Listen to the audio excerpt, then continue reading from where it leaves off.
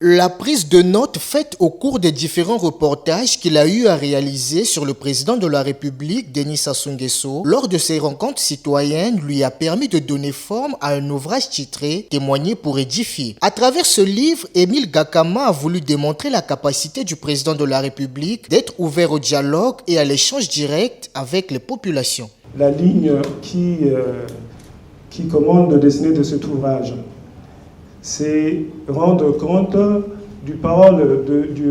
la parole plutôt du dialogue qui s'est établi entre le président de la République et le Congolais ordinaire à travers les rencontres citoyennes. Dans l'incipit de son roman, il fait ressortir 2 citations du président de la République. Je me permets de lire pour nous.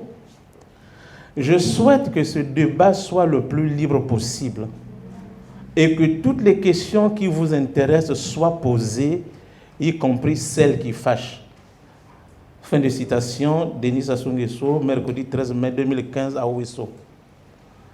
Une autre citation qui va dans le même sens, cette fois-ci c'est en 2014, le président de la République dit, je cite, « que celui qui a quelque chose à dire ne s'empêche pas de parler librement. Que personne ne pense avoir tort de dire ce qui lui tient à cœur, que nul ne craigne d'être envoyé en prison pour ce qu'il aurait déclaré ici. » Fin de citation. Pendant 17 ans, Émile Gakama a étudié de plus près les différentes rencontres du président de la République avec ses concitoyens dans plusieurs départements du Congo. Une conclusion ressort de son étude. Denis Sassou Nguesso est un homme ouvert aux critiques avec une capacité d'écoute exceptionnelle.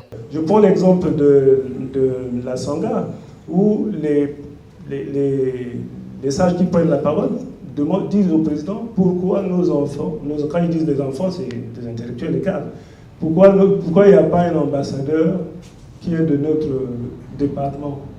Pourquoi il n'y a pas un sous-préfet, un préfet de notre... Donc nos enfants n'ont pas été à l'école, ils ne sont pas intelligents. Ils ont dit comme ça en face au président. Le président n'était pas avec les philosophes, n'était pas dans les amphis, mais plutôt avec les notables.